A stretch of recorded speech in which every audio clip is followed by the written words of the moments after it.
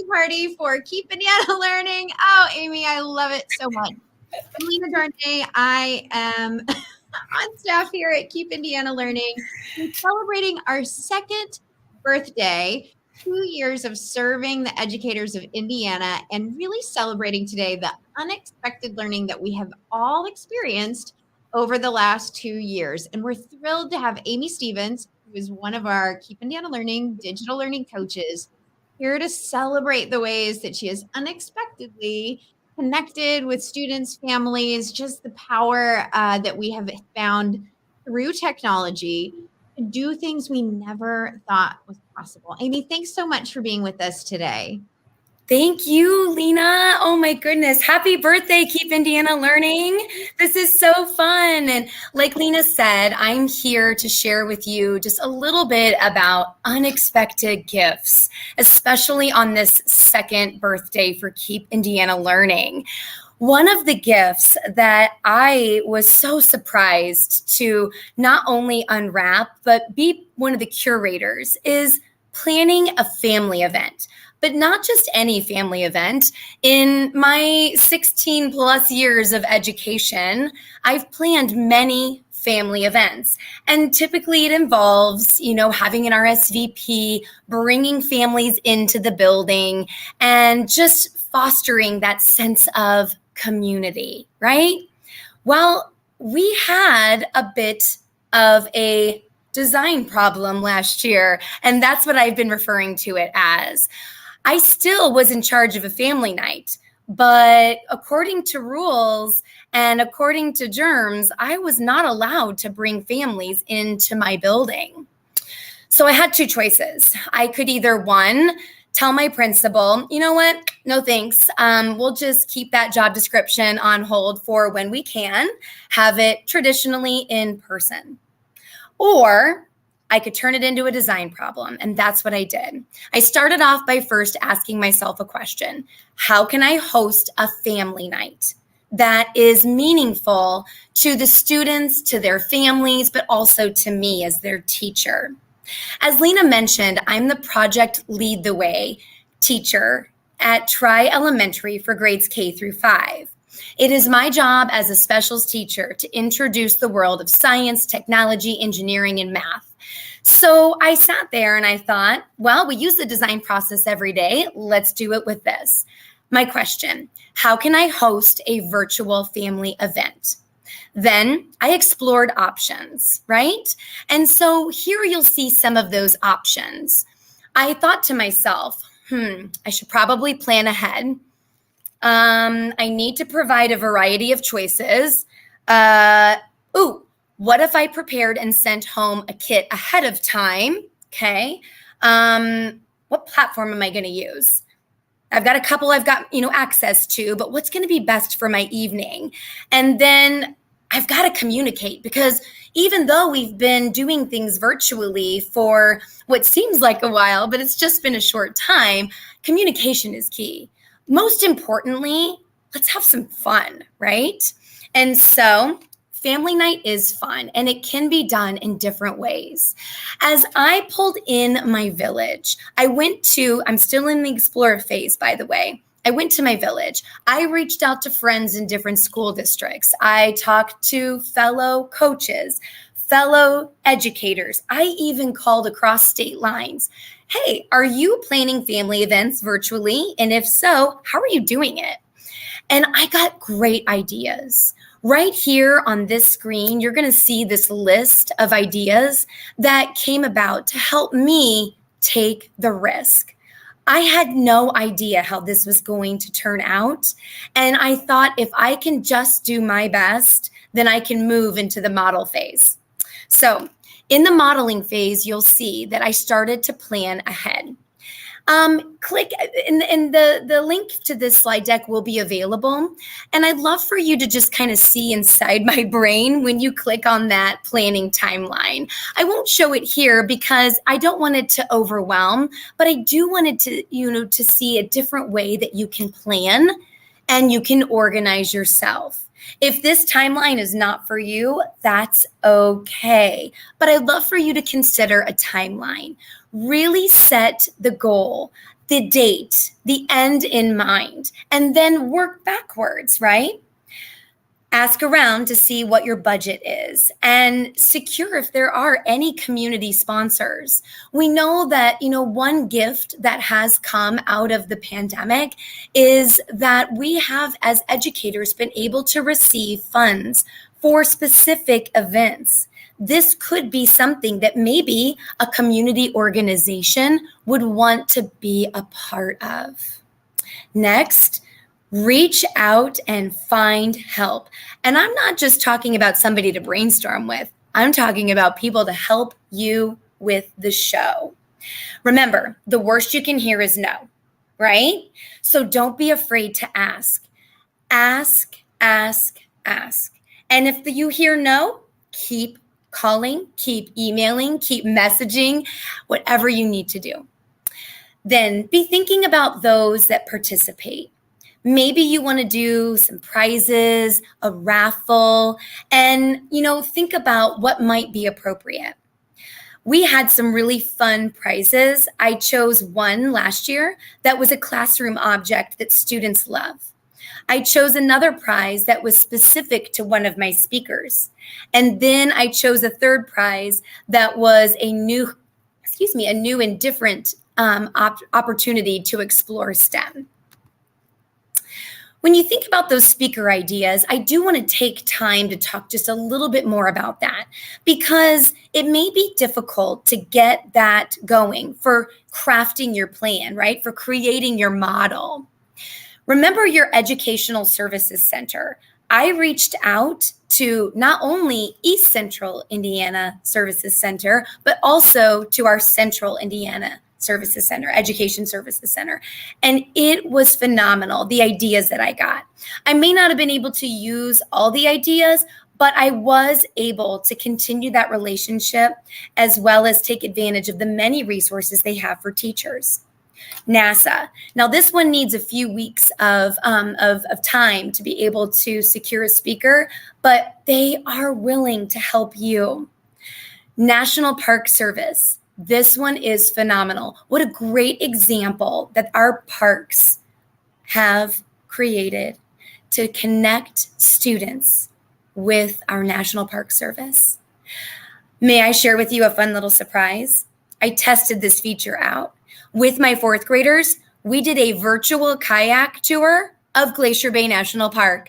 And then they were so kind. Dana, the park ranger, was so kind to allow me to record the meeting. So I get to show it during my upcoming virtual family night. Code.org, Scratch, all of those wonderful tools that you might be using in your classroom, they have guides for family nights. And if you're lucky, you may be able to secure a volunteer to come help you possibly be a speaker or craft a design challenge for a coding and programming project. University professors are willing to help. And I thought being a K-5 teacher, this would be a little bit of a reach, but let me tell you, there are so many professors that are just wanting to connect with our K-5 students, our 6-8 students, as well as our 9 through 12 students. They understand that one day they want those students sitting in their classrooms. So it was lovely. We ended up having a professor from Purdue University talk to us a little bit about rocks and geology. It was wonderful. Reach out to alumni or some community guests. I mentioned earlier that I am a Project Lead the Way teacher. So why not bring in some Project Lead the Way graduates, right? That was really fun to hear from some of the alumni.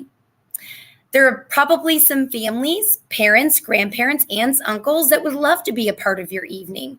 Put out the feelers and see who may want to help. The Smithsonian has some great resources, and please know that my contact information is here, and I would love to communicate more with you, brainstorm more with you, if that many more bullet point is where you're at. Now, let's talk a little bit about that make and take, because those kits were key for us. Our students literally received a gift the week of our STEM event, and they could not wait to open it when they got home. Inside, They had not only the materials for their project, but they had an instructional guide as well. One thing that I learned that was helpful was to give every child in one grade level the same project. That way, if I wanted to reuse any of the projects, that would be okay, because as the students go through the grade levels, they would get to different projects. Also, tell your families that kindly make mistakes. It's okay. When you're doing STEM, mistakes are welcome. They are not an unwelcomed surprise. They are very welcomed. And it's okay to problem solve, to figure out what you're supposed to do, even if you feel like you weren't given very many step-by-step directions. As we move through our modeling phase, you'll see a little image of what I put together for one grade level. It was the cup blowing challenge. Keep in mind that I used the design process on my sheet, and inside the baggie, the students had cups and some cotton balls. That was it. So I also picked items and projects that were not intricate, right? Like I kept it fairly simple for my first time doing this. And it gave me great ideas for this upcoming next time. As we move on, you'll see a platform is something that you will want to consider. You may be a Google Meet school, you may be a Zoom school, you may be thinking to yourself, oh my goodness, what platform do I use? And in my Google Meet, I can only have so many people. And same with Zoom. And maybe with Zoom, you have a time limit. This is another opportunity to reach out and ask. The people of Zoom were so kind, and they allowed me to have a gift of using their service for just a few minutes longer than that free 40-minute regular package. In Google Meet, I was also able to use that and plan to use that for this upcoming one. Either one works. You may have ideas. In fact, you may not want to use either. Maybe your virtual night is done through a Facebook Live. Maybe it's done through your parent communication platform. Maybe you send home a QR code, and that QR links your families to all the resources that they need. Be open to different platforms, knowing that your goal is what should drive the platform that you use. For me, I wanted to focus on speakers last year. So I used a platform where the microphones would automatically be muted. I wouldn't have to worry about students unmuting themselves, and I could control the chat. That was helpful for me, especially my first time. However, as I move into this next time, I'm actually going to open it up. I want the students to be able to communicate, the families to be able to communicate, as well as use the chat. You'll see communication is key. As you're crafting this model, right, you have to make sure that while we sometimes feel like we communicate clearly, sometimes it's as clear as mud.